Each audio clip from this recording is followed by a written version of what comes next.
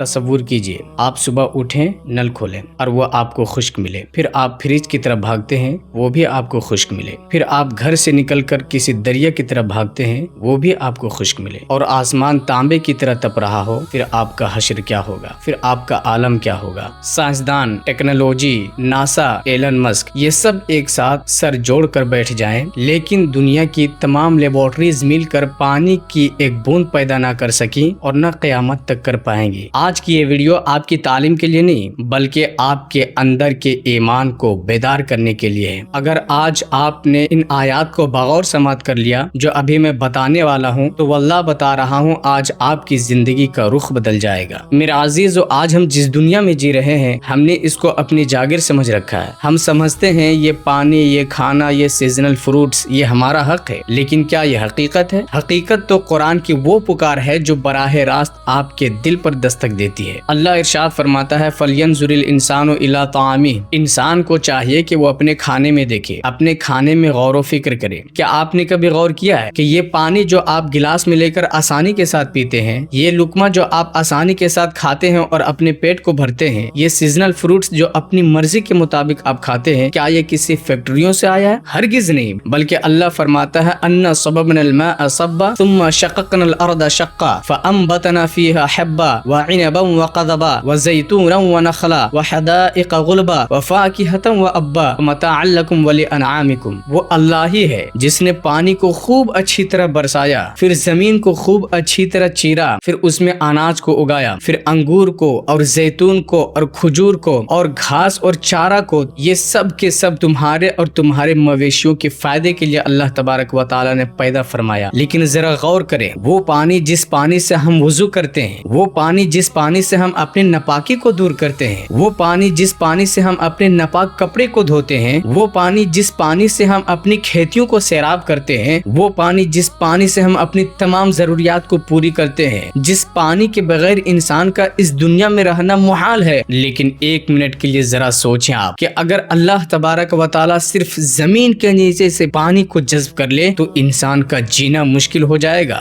तो जब हमें पता चल गया कि हमारे चाहने से कुछ नहीं होगा, वही होगा जो मंजूर खुदा होगा, तो फिर हम क्यों दुनिया के पीछे अपनी जिंदगी को बर्बाद कर रहे हैं? हम क्यों दौलत कमाने के चक्कर में अपनी जन्नत में आग लगा रहे हैं? हम क्यों दुनिया के पीछे भागकर अपनी जिंदगी को तबाह कर रहे हैं? हम क्यों दुनिया की दौलत को कमाने के चक्कर में अपनी आखिरत में आग लगा रहे हैं? हम क्यों दौलत कमाने के चक्कर में अपने माँ बाप से अलग हो रहे हैं? तो हम क्यों दुनिया की दौलत हासिल करने के चक्कर में अपनी नमाजों को कज़ा कर रहे हैं? जिस दुनिया की दौलत को हासिल करने के लिए तुम हज को ताखिर कर रहे हो, उस दौलत के बारे में अल्लाह क्या फरमाता है? अल्लाह फरमाता है, ज़ुय्यिना लिल्लज़ीना कफ़रुल हयातुद दुनिया, यानी अल्लाह तबारक व तआला ने दुनिया की जिंदगी को काफिरों के दरमियान मुज़य्यन कर दिया है। अल्लाह तबारक व तआला ने दुनिया की जिंदगी को काफिरों के दरमियान तक़सीम कर दिया है। तो जब हमें ये मालूम है कि दुनिया की दौलत मुसलमानों के लिए नहीं है, तो हम क्यों इस दौलत के चक्कर में अपनी नमाजों को कज़ा कर रहे हैं? आज मेरी कौम के मुसलमान दुनिया को हासिल करने के लिए नमाजों को छोड़ रहे हैं। आज मेरी कौम के नौजवान अपने माँ बाप को मार रहे हैं। आज मेरी कौम के नौजवान अपनी बीवी की वजह से अपनी माँ बाप को गालियां दे रहे हैं। आज मेरी कौम के नौजवान अपनी दौलत बचाने के लिए अपने माँ बाप से अलग हो जा रहे हैं। क्यों? ताकि इस बूढ़े माँ बाप का खर्च मेरे सर पर ना आए। आज हमारी कौम के नौजवान अपनी बीवी के चक्कर में अपनी माँ बाप को जलीलो खार कर रहे हैं। मेरे आका फरमाते हैं, इअमल मा शिअता, जो तुम करना चाहते हो कर लो, तुम्हें कोई रोक टोक करने वाला नहीं है। तुम्हें माँ बाप को जलील करना है कर लो, तुम्हें उलमाए कराम को गालियां देना है दे लो, तुम्हें उलमाए कराम की चुगलियां करना है कर लो, तुम्हें अपनी बीवी की वजह से अपनी माँ बाप को जलीलो खार करना है कर लो, तुम्हें अपनी दौलत बचाने के लिए अपने माँ बाप से अलग होना है अलग हो जाओ। माँ बाप को मारना है, माँ बाप को गालियां देना है, उलमाए कराम को गालियां देना है, भाइयों की जमीन हड़पनी है, चुगली करना है, झूठ बोलना है, शराब पीना है, जना करना है, फिल्म देखना है, जो तुम करना चाहते ہو کر لو، یاد رکھنا میرے آقا نے فرمایا کما تدین و تدان،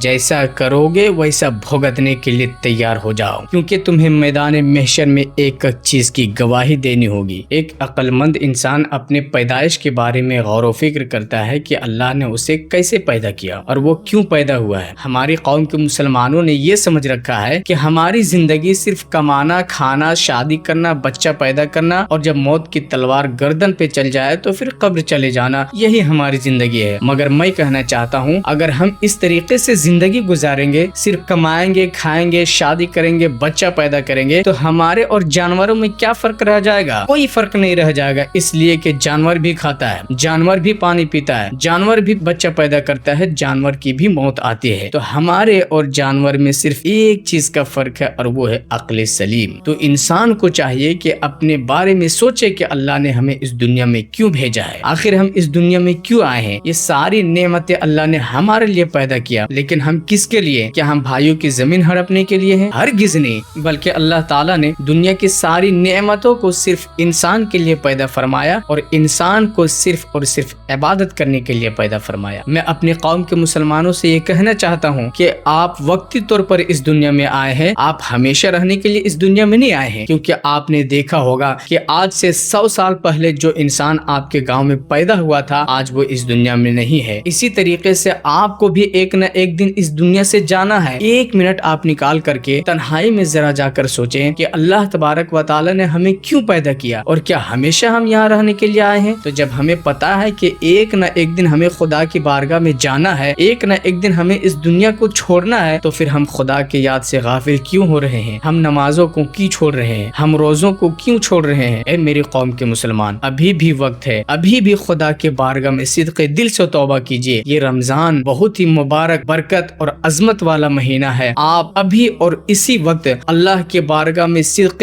دل سے توبہ کیجیے، یقیناً اللہ آپ کو معاف فرما دے گا۔